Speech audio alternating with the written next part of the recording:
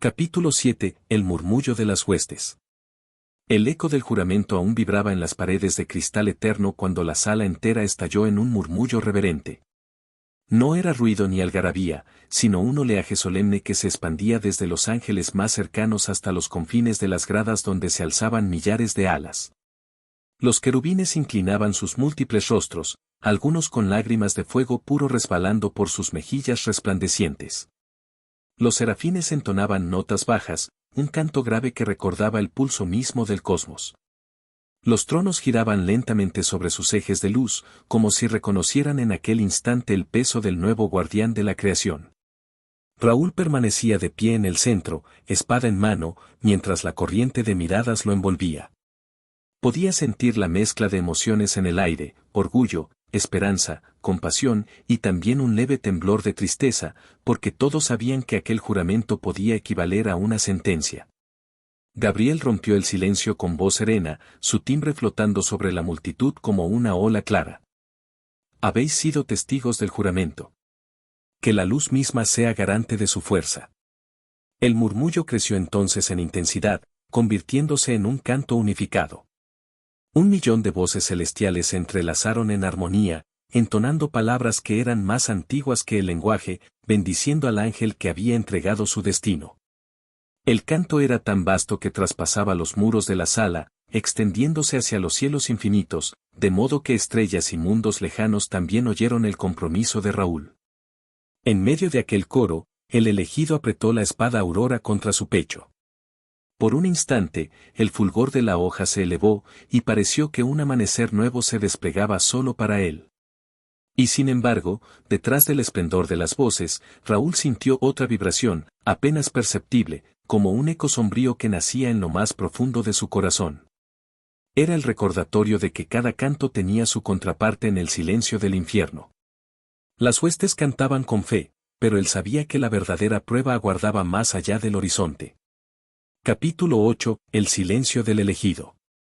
Tras el clamor del canto celestial, la gran sala fue quedando en calma. Las huestes se retiraron lentamente, como un mar que se repliega hacia la orilla, hasta que solo quedaron los ecos de sus voces vibrando en las alturas.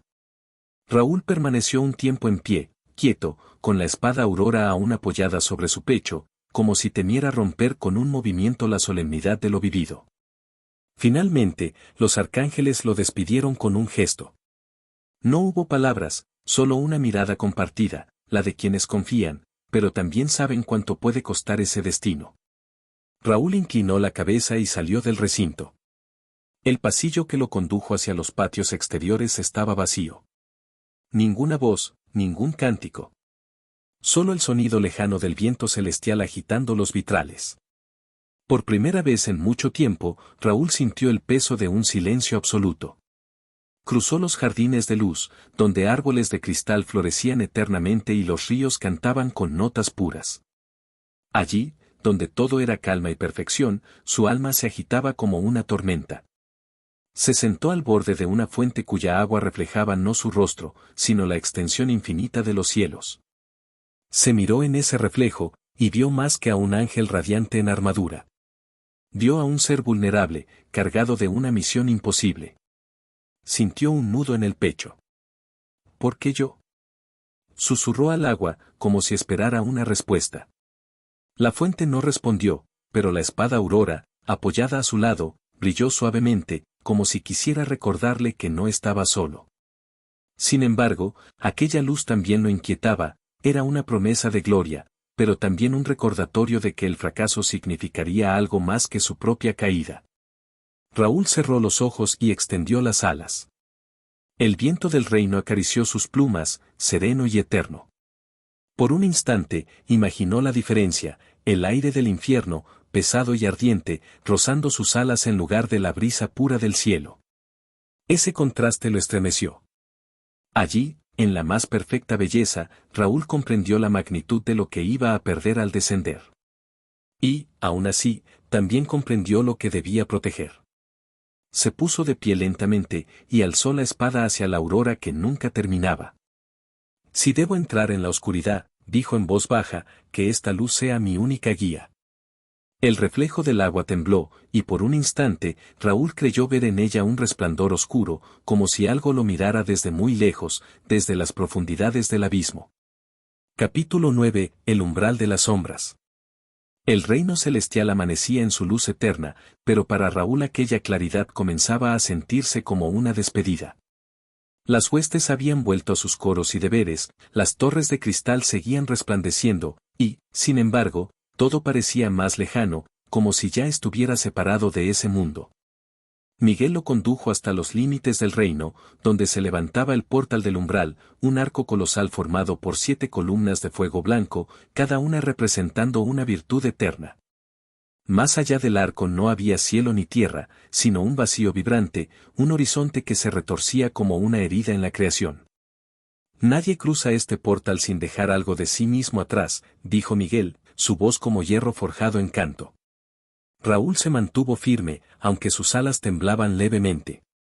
Sentía el peso de la armadura más vivo que nunca, como si las runas grabadas en ella ardieran recordándole el juramento. A su lado, Gabriel depositó una urna de cristal que contenía un fragmento de aurora. Esta luz te acompañará al inicio, pero solo al inicio. No habrá coros ni miradas que te sostengan cuando cruces. El aire se espesó. La proximidad del abismo hacía vibrar incluso la perfección del reino. Se escuchaba un murmullo lejano, como un eco de voces que llamaban desde la oscuridad. Raúl cerró los ojos, y por un instante creyó oír su propio nombre pronunciado en un susurro rasgado. Las huestes que lo acompañaban permanecían en silencio. No era la solemnidad de un ritual, sino el recogimiento de quienes miran a un hermano marchar hacia lo imposible. Raúl avanzó hasta quedar frente al portal. La espada aurora en su mano vibraba con un pulso firme, como un corazón dispuesto a latir en la oscuridad. Dio un respiro profundo, y en ese instante comprendió con absoluta claridad que cruzar no significaba un viaje, significaba morir a la eternidad para nacer en el abismo. Estoy listo, dijo, aunque la voz le salió baja, como un suspiro que apenas pudo sostenerse contra el viento que emanaba del vacío. El portal del umbral comenzó a abrirse. El fuego blanco se volvió incandescente, y el vacío más allá se agitó como un océano negro. La frontera entre la luz y la sombra se desplegaba ante él. El momento había llegado.